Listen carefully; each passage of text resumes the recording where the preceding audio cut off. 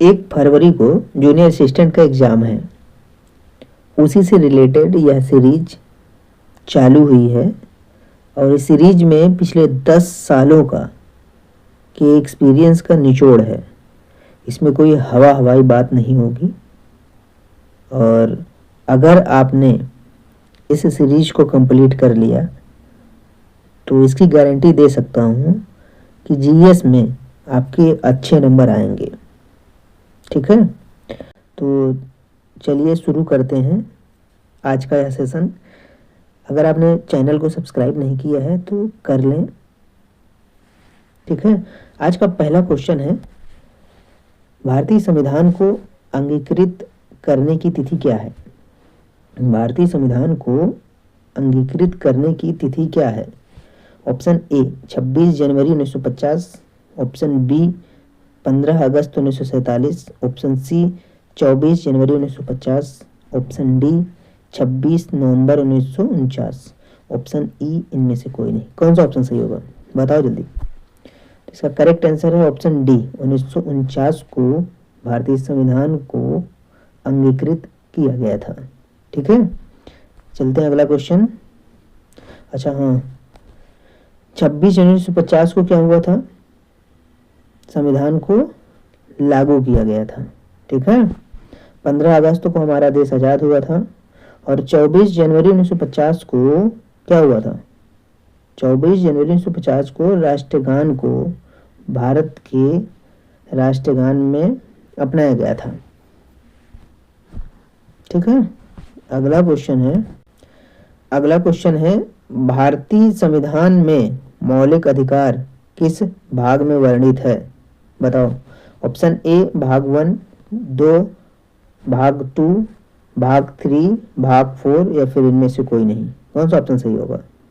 तो इसका correct option जो है वो ऑप्शन सी करेक्ट है। भाग 3 में भारतीय संविधान के मौलिक कर्तव्य शामिल हैं और भाग 4 में नीति निर्देशक तत्व डीपीएसपी नीति निर्देशक तत्व भाग 4 में है। भाग 2 में आपका नागरिकता है और भाग 1 में राज्यों का संघ। ठीक है, अगला क्वेश्चन है हमारा, नीति निर्देशक तत्व किस देश के संविधान से लिए गए हैं? Option A America, B Britain, C Canada, D Ireland और ई इनमें से कोई नहीं। कौन सा ऑप्शन सही होगा? नीति निर्देशक तत्व किस देश के संविधान से लिए गए हैं? तो इसका करेक्ट आंसर है ऑप्शन डी, आयरलैंड के संविधान से नीति निर्देशक तत्व लिया गया है।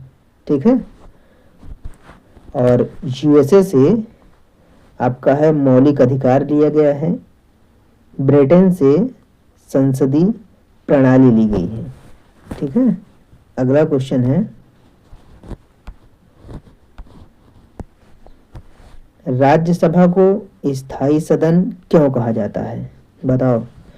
क्योंकि इसके सदस्य आजीवन होते हैं, क्योंकि इसका कार्यकाल समाप्त नहीं होता, ऑप्शन सी है यह भंग नहीं की जा सकती, ऑप्शन डी है इसका चुनाव प्रत्यक्ष होता है, ऑप्शन ई इनमें से कोई नहीं। कौन सा सही होगा? राज्यसभा को स्थायी सदन क्यों कहा जाता है? बताओ, इसका करेक्ट आंसर कौन सा है? राज्यसभा को स्थायी सदन क्यों कहा जाता है? क्योंकि यह भंग नहीं की जा सकती, ऑप्शन सी सही है इसका। ठीक है, राज्यसभा को भंग नहीं कर सकते। इस क्वेश्चन में सबसे बड़ी कंफ्यूजन ये होती है, ऑप्शन ए सबसे बड़ी कंफ्यूजन है, क्योंकि इसके सदस्य आजीवन होते हैं। ये गलत है, आजीवन नहीं होते। इसके सदस्य प्रत्येक 2 वर्ष पर 1/3 सदस्य सेवानिवृत्त होते हैं।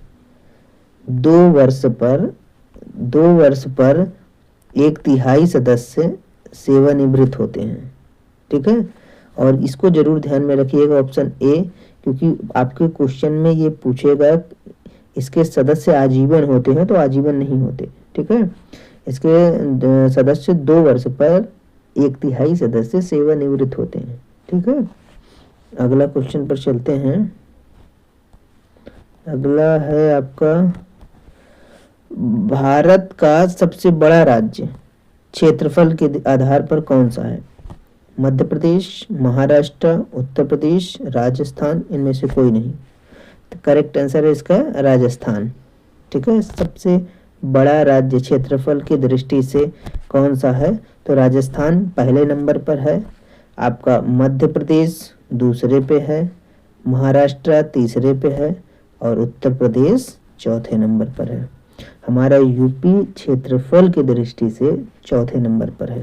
ठीक है, नेक्स्ट है 6 नंबर, गंगा नदी का उद्गम स्थल क्या है? गंगोत्री, बद्रीनाथ, गोमुख, अमरकंटक, इनमें से कोई नहीं।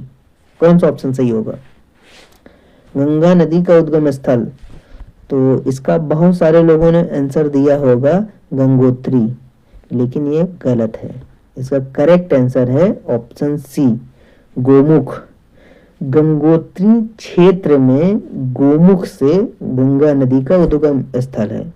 अगर ऑप्शन में गंगोत्री और गोमुख दोनों दिया है तो इसका आंसर गोमुख होगा। अगर ऑप्शन में केवल गंगोत्री दिया है तो गंगोत्री आंसर होगा।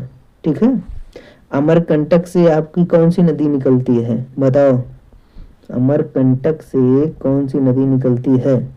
तो नर्मदा नदी। ठीक, चलें अगला क्वेश्चन। चलो अगला नेक्स्ट है, भारतीय रिजर्व बैंक की स्थापना किस अधिनियम के अंतर्गत हुई?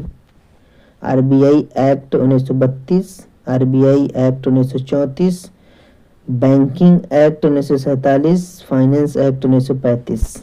बताओ किस अधिनियम के तहत आरबीआई की स्थापना हुई? तो RBI act 1934 option number B सही है। 1934 के एक्ट के तहत आरबीआई की स्थापना 1935 में होती है। 1935 के तहत में स्थापना होती है और एक्ट जो था वो 34 था। ठीक है, अगला क्वेश्चन, मानव शरीर की सबसे बड़ी ग्रंथि कौन सी है? बताओ, पिट्यूटरी ग्रंथि, थायराइड ग्रंथि, पैनक्रियाज, यकृत, इनमें से कोई नहीं। कौन सा सही होगा? मानव शरीर की सबसे बड़ी ग्रंथि कौन सी है? बताओ। तो इसका करेक्ट आंसर है यकृत। ठीक है, यकृत मानव शरीर की सबसे बड़ी ग्रंथि है।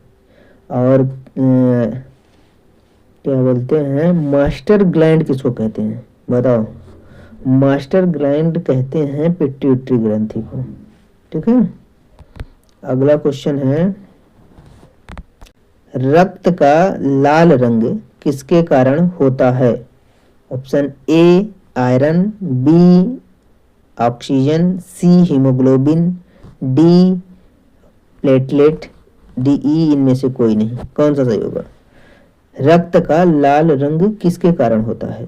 तो रक्त का लाल रंग हीमोग्लोबिन के कारण होता है। ठीक है, रक्त में आयरन भी पाया जाता है, ऑक्सीजन भी होती है, प्लेटलेट्स भी होती है। ठीक है, चलो अगला क्वेश्चन है,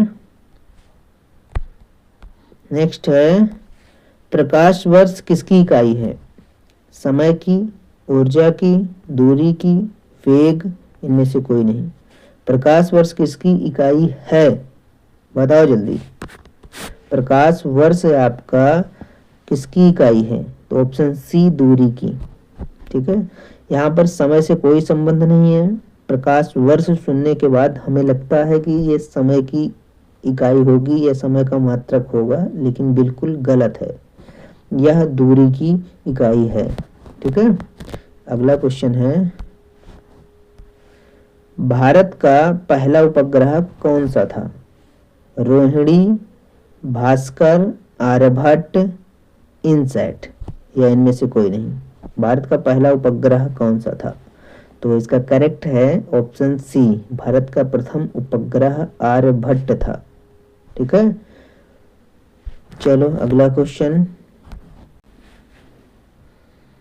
यूनेस्को का मुख्यालय कहाँ स्थित है? जिनेवा, न्यूयॉर्क, रोम, पेरिस या इनमें से कोई नहीं। यूनेस्को का मुख्यालय कहाँ स्थित है? तो यह स्थित है ऑप्शन डी, पेरिस में स्थित है इसका मुख्यालय।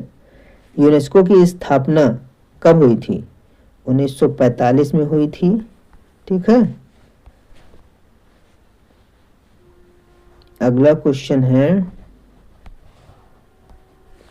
ब्लू इकोनॉमी का संबंध किससे है? कृषि विकास, उद्योग, समुद्री संसाधन, ऊर्जा उत्पादन, इनमें से कोई नहीं।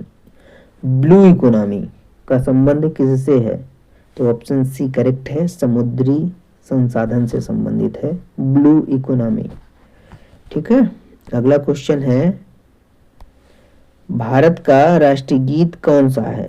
जनगणमन, वंदे मातरम, सारे जहां से अच्छा, विजय विश्व तिरंगा, इनमें से कोई नहीं। कौन सा सही है? तो ऑप्शन बी करेक्ट है, वंदे मातरम भारत का राष्ट्रीय गीत है। इसको बंकिम चंद्र चटर्जी ने लिखा और रविंद्रनाथ टैगोर ने पहली बार 1896 में कलकत्ता में भारतीय राष्ट्रीय कांग्रेस के अधिवेशन में गाया था। 1950 में राष्ट्रीय गीत के रूप में अपनाया गया इसको। ठीक है। अगला क्वेश्चन है, हरित क्रांति के जनक कौन है? भारत में किसको माना जाता है हरित क्रांति का जनक? तो इसका करेक्ट आंसर है ऑप्शन डी, एम.एस. स्वामीनाथन। ठीक है। वैश्विक लेवल पर नॉर्मन बोरलॉग हैं और भारत में हरित क्रांति का जनक एम.एस. स्वामीनाथन को माना जाता है। तो दोस्तों, आज का यह लास्ट क्वेश्चन था। जूनियर असिस्टेंट के लिए ये सीरीज बहुत इम्पॉर्टेंट होगी